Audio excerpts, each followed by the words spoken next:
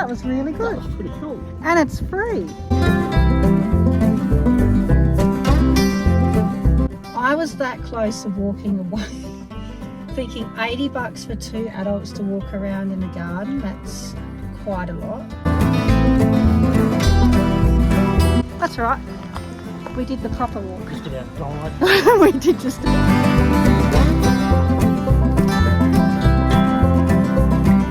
It covered everything, didn't it? Yeah. All the wars. A lot of information, a lot of gear. Whoa! It has just picked up with the wind now.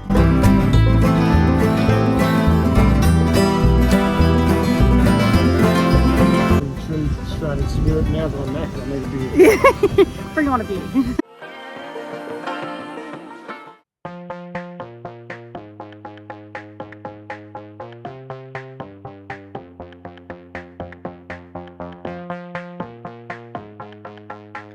The next day after our wine tour in the Hunter Valley, we decided to visit the Australian Army Infantry Museum in Singleton Military Area.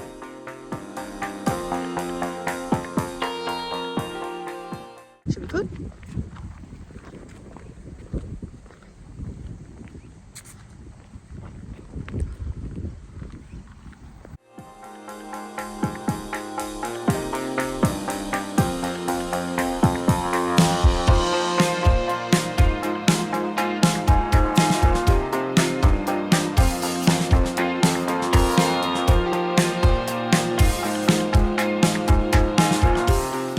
We were mesmerised by the volume of the collection, ranging from the colonial armies and their first deployments overseas in the 19th century through to today's diggers.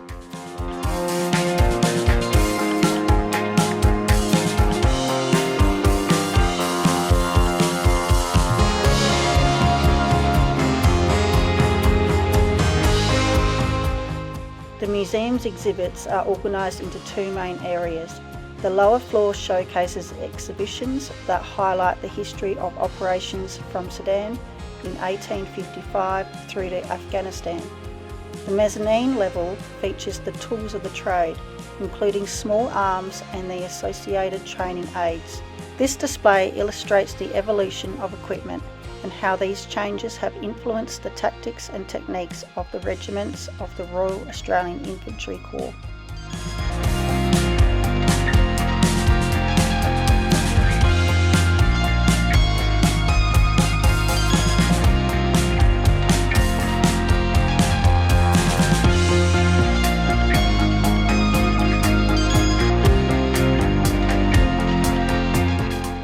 Everything from weapons, uniforms, equipment, maps, medals, pictures, stories and personal letters can be found here.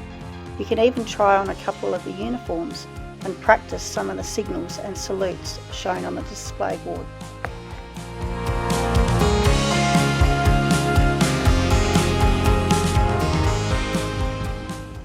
That was really good. That was pretty cool. And it's free. Wow, Which is, we didn't expect. I mean, we would have paid. It's actually free. But the detail and a lot of stuff in there. Yeah. What'd you like? Bit of nostalgia. A couple of vehicles that I was involved in rebuilding back in the previous company I worked for. Yeah. So, yeah, pretty cool. It covered everything, didn't it? Yeah. All the wars. A lot of information, a lot of gear. Yeah. Explanations. I love reading its the little things, like there was something about diaries of soldiers at different wars and stuff. And postcards were handmade material, embroidery, and sent to the soldiers in war. And then they had at Christmas time, December, they'd send out a little case of chocolates for Christmas. Just those little, I like those little, and letters and things like that, and obviously the big stuff. Broken down into the wars Tanks and the and years and the technology, the technology changes and the evolving of technology is and the gear incredible. they carry and stuff. Obviously, it's an infantry museum. Yeah. Got some of the vehicles there though, but that was definitely cool. worth the visit. That was really good. I know you really enjoyed it. That was cool. But I enjoyed it too. It was good. Yeah. All right, onwards to, I'm not sure where. I don't know. I think we're hungry. It's about lunchtime. Maybe some lunch. We'll see.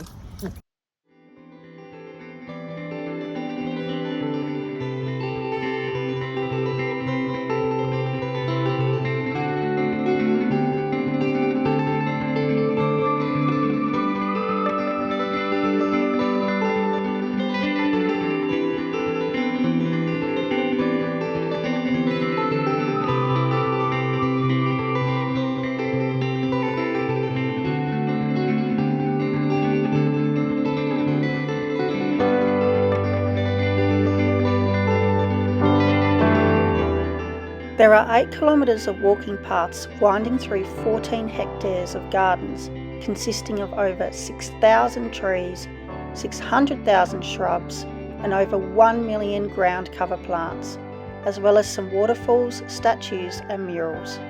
The Hunter Valley Gardens were built by Bill and Imelda Roche over 4 years, with a team of over 40 landscape gardeners, architects and engineers.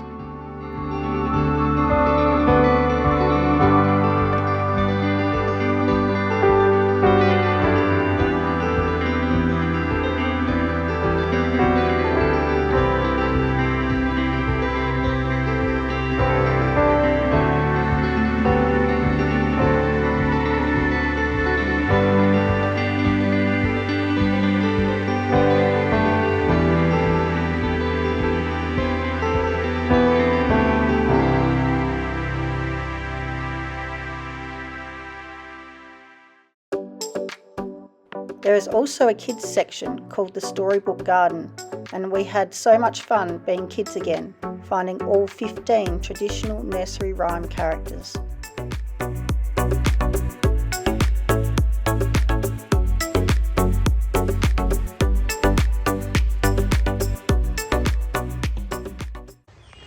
What's for tea? Pizza. I don't think it's that type of tea. Oh, Earl Grey. High tea. Earl Grey. Earl Grey, is that your pick? If you were to have a tea, is that your pick? I don't know. I don't have a favourite tea. Excuse me, you were the person the other night when I would have a cup of tea tonight looking over the lake. Yeah. That's not about brand of tea though. That's just a cup. A cup of tea.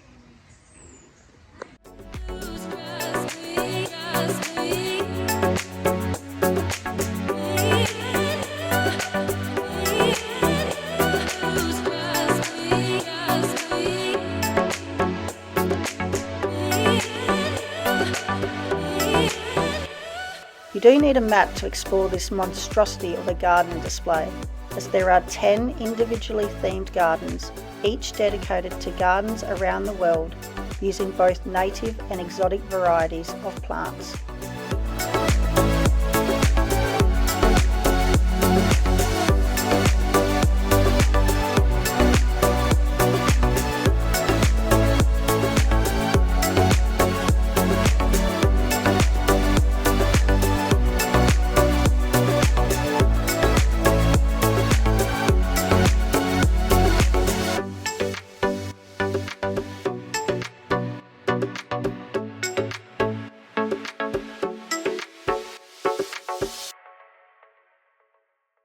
Alright, we just finished the Hunter Valley Gardens, and I tell you what, when we saw the price and it said $38 per person on the website, and then when you walk in there's a sign saying $40 per person, I was that close of walking away thinking $80 for 2 adults to walk around in a garden, that's quite a lot. And thank you, John, you convinced me to, we're here, I've been raving about it for the whole trip. And I must admit, yes, it's expensive, but it's so worth it. You could easily spend 2 hours, or I could easily spend 2 hours. We're there for about an hour and a bit. Hour? Yeah, hour and a half. Yeah. Probably. How many hectares is it? Huge.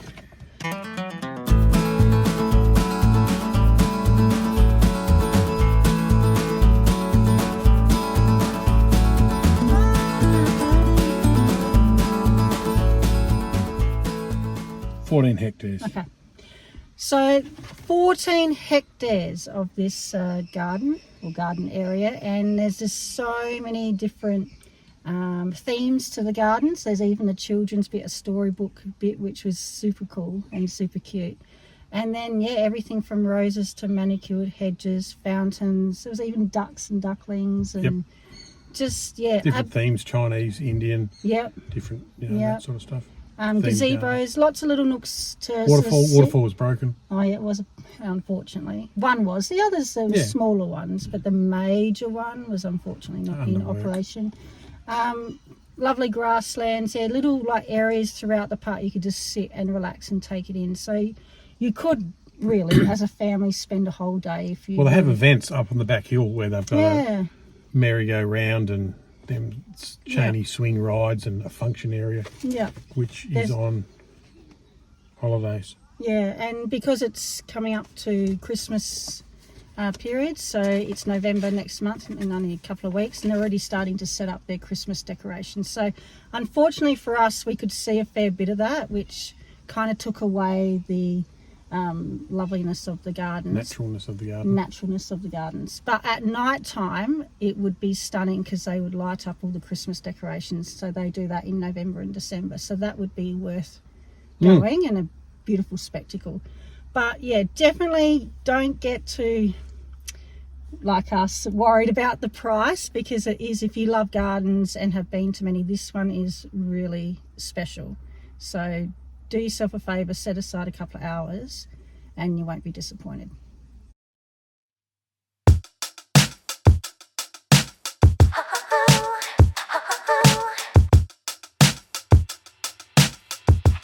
So now we're just chilling out with some cheeses. So we went to a cheese factory that was called Smelly's Taste of the Hunter. So you go in and they've got a cheese fridge and you can just pick out whatever you want. They've got salamis, they've got sauces, jams, you name it, it's there. You can do tastings. We didn't do a tasting, so we just picked up a little tray of just cheeses. I'm just looking at them now, different cheeses and biscuits, and I think it was feta in there and some other bits and pieces. So that was $45, which we thought was actually pretty good, because each slice of cheese was about $14. So when you're buying 2 or 3, by the time you buy 3 or 4, actually adds up pretty quick. So we thought for $45 with the crackers, which we needed as well, was a pretty good deal. There was another platter for $40, a little bit cheaper, but we're about to taste their cheese. I wanted to say, the other day we went to the Hunterbell cheese factory, and we have to say the cranberry and pistachio, we're just having that, and the caramelised onion and thyme cheeses are delish. And the other one we had, but we've already polished it off, is the Brie and black garlic. Brie and black garlic. And we got told to obviously test how squishy it is. The more squishier, the more gooier it is. So that, if you're in the area, Hunterbell, their camembert, was it camembert or brie? Oh gosh, I have to have a look. We still don't know the difference. But the garlic one was divine. So now we're just chillaxing. We've got some Medina chili and garlic olives, and for 2 people who do not eat olives, these are divine, and they are their best seller, we got told. So we're enjoying some olives, some cheese, and just relaxing. Sun's out, vineyards look glorious, relaxing on a Sunday afternoon. Doesn't get much better.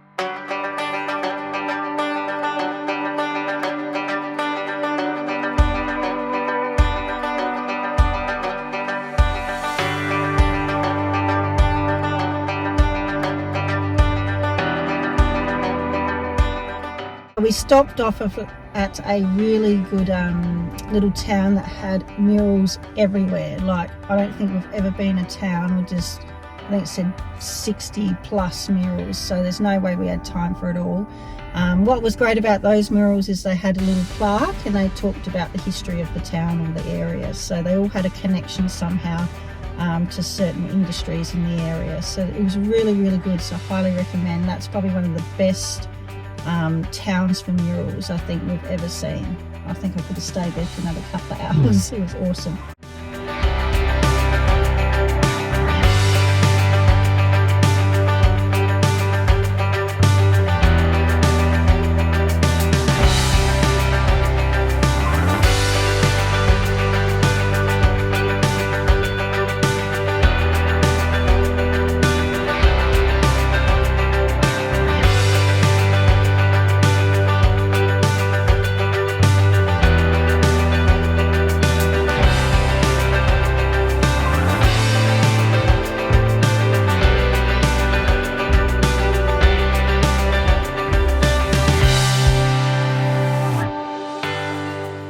Kurri Kurri is also the home for the Big Kookaburra, which is 5 metres tall and was built in 2009 by sculptor Chris Fussell.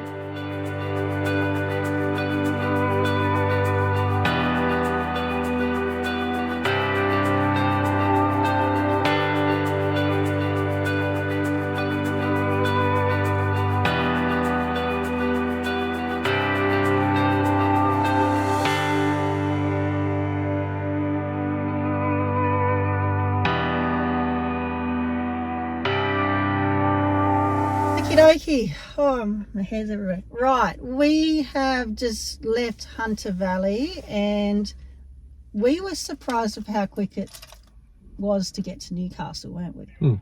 Like, we thought it would take 40 minutes and it felt like only 20. Anyway, we got to Newcastle really early and we're like, the weather's a bit, but we don't have really a lot to do at the moment, can't check into our accommodations, so we thought we'd drive all the way out to Shoal Bay to Tomaree Head Walk, which is in the national park. So we just stopped, going to get some lunch. It is blowing a bit of wind, but the sun or the sky is peeking out of the clouds now and there is a touch of sun, so we'll see how we go. Fingers crossed we don't get blown off Tomaree Point. Well, we just had lunch and we understand we're in Shoal Bay and along the coast, but we went into what looked like a pretty standard looking cafe. I had fish tacos, John had a chicken six burger Sandwich. It cost him $5 more to have bacon on it. $6. $6 bacon. All up, how much was, and you had a Just a Powerade. Powerade, I had a bottle of juice. $60. $60. And snitties and beers for that. His schnitzel was really small. Chicken parmies. I felt like my tacos were just like with a little bit of coleslaw and a couple of bits of whiting that were from the frozen section of your Audi. So, look, understand there's, pricing and the cost of pricing in places like this, and we're prepared to pay it, but jeepers creepers. Alright, we are going to tackle Tomaree Head. The sun is out a bit now, it's actually looking quite nice, so we'll see how it goes with the wind. So I feel like we are going to be climbing up, that's Tomaree Head. That's what we're doing. How do you feel about that?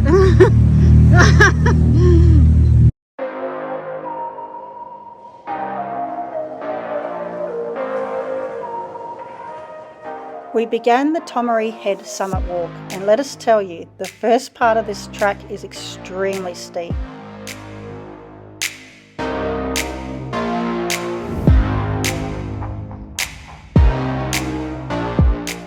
Approximately 900 metres into the Tomaree Head Summit Walk, there is an option to turn left for the Fort Tomaree track, or right for the Summit Walk.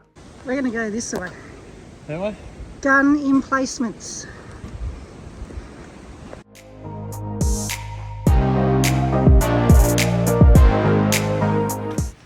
Lesson learned. 300 metres up the stinking hill. We're now at the gun emplacement sign, which is 210 metres. Reading some reviews, you could actually bike up past that really steep part and do a access loop there. And you're like, oh, you can't get to this. Yeah, you read people's reviews, but you're like, oh, what if we missed the turn off, so we didn't bother.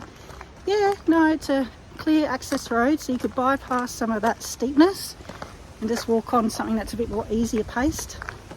So, lesson learned. Sometimes you need to trust other people, but that's all right.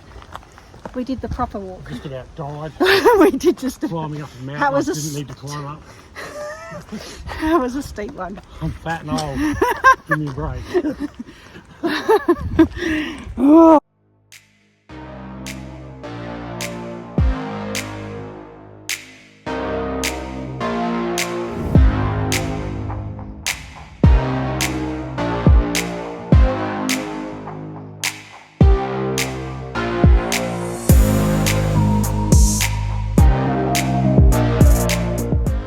Tomaree Head was a key part of Australia's defence system during World War II. The gun emplacements were built in 1941 to defend the east coast of Australia. Most of the fort's buildings and guns have been removed, however the historic gun emplacements remain. There are some information signs to read, and it was quite interesting to walk through the fort area. Fort Tomaree included searchlight stations, a radar tower, torpedo tubes and barracks, where around 500 Army, Navy and Air Force personnel served.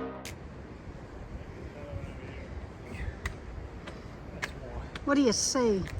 Oh, well, I can climb in there if you want him to. No. How am I going to get you out? Well, same way, the ladder. Oh, is there a ladder? Yeah. Oh, there is too.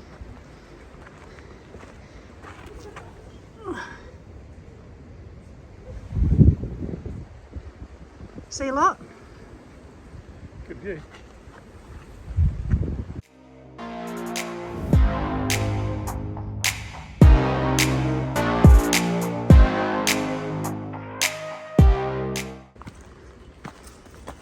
I think. Oh, we just went up behind the bunkers, went up a little bit of a steep, looked like a path, and then you could go left or right. We went left and took us to a dead end behind the other bunker. So now we're going back. I'm going the other way. We're not too sure if this is a legitimate track. It looks like a track, but not as well laid out as what we've seen so far. So maybe this is a shortcut to the summit. Maybe it'll take us to another random place. Maybe we'll be lost after overnight. Who knows? We'll keep looking and see what happens. And we just got to a water tank and we had a bit of a oh crap moment, thinking, is this all there is? No. The track keeps going, thank goodness. Otherwise we'd have to backtrack all the way down. So again, we're still on a mission to find the summit somewhere up there.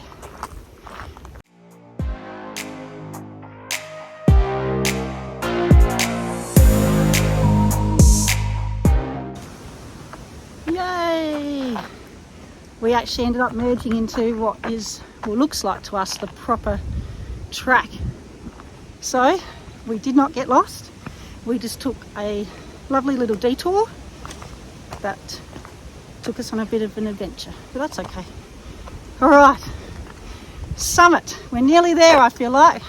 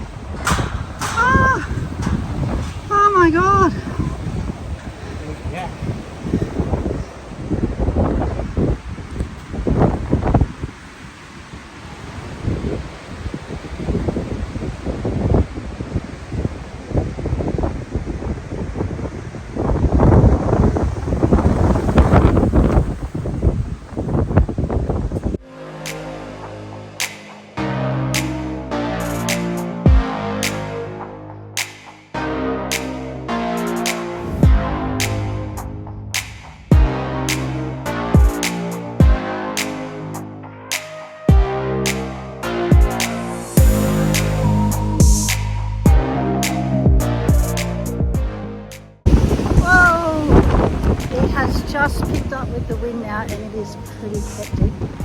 But the views, oh my gosh, this wind has just picked it up a notch. And when you're walking on these metal railings, you kind of know, are these stable enough? I'm sure they are, but jeepers, probably not the best day to go into a summit.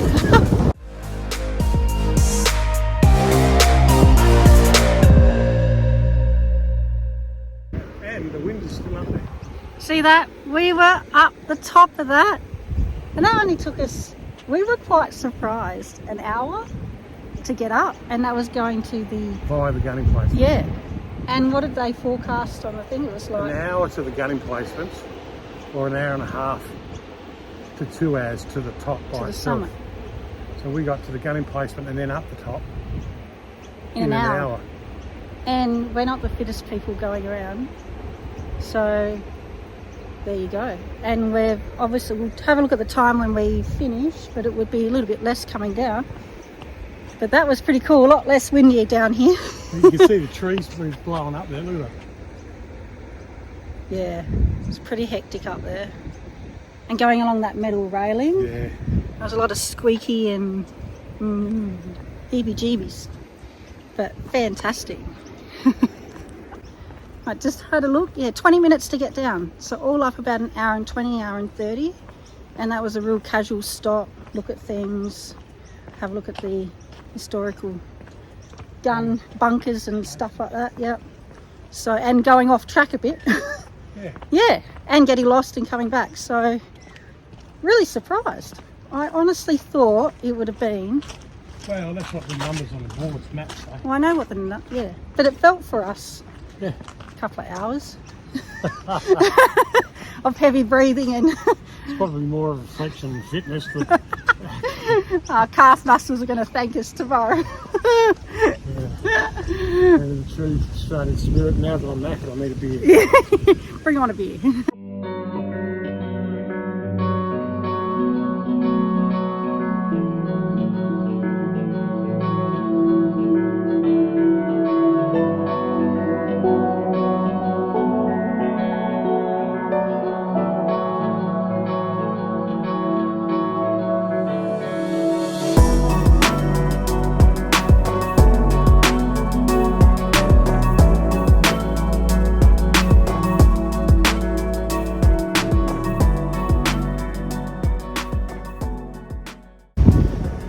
Down at Shoal Bay, and this beach, the water is so clear and so calm. This is by far the best beach we've seen so far through the Central Coast, and I haven't checked out Newcastle's beaches yet, but they're pretty good.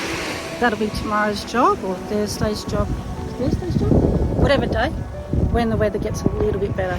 But this is perfect. Perfect for families, perfect for anyone just to relax. Too windy, woo, as you can see, to put the drone up. I put little droney up and and I'm not confident enough to fly him in that type of condition. So we'll settle for some ground level shots, which are pretty stunning. And that's where we climbed. Oh, I can't believe we did that.